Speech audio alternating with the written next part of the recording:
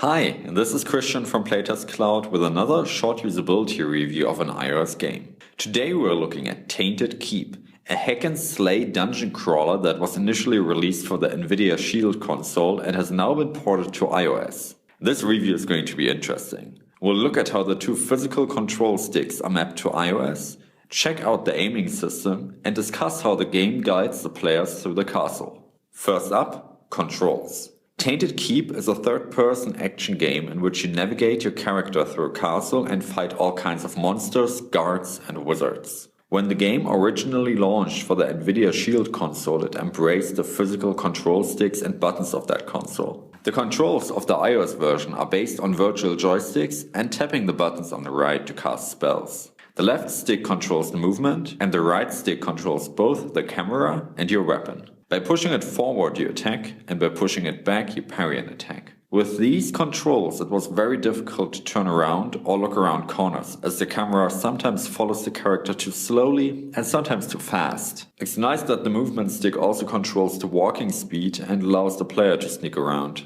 The camera controls are directly related to the aiming system. There are two ways to attack: with spells or with weapons. In both modes, the game automatically aims the character at the closest enemy, but only up to a certain distance to the player. With this auto-aiming, fighting is relatively easy when enemies approach you from the front, but when fighting multiple enemies or getting attacked from the side, you first have to turn towards them. The sensitivity of the camera and turning joystick is a little too high for our taste, and so turning is almost always cumbersome.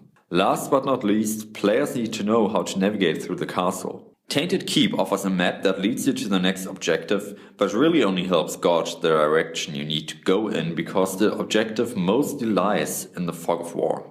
If you look closely at the screen, you'll also see a bright spot flying around the character.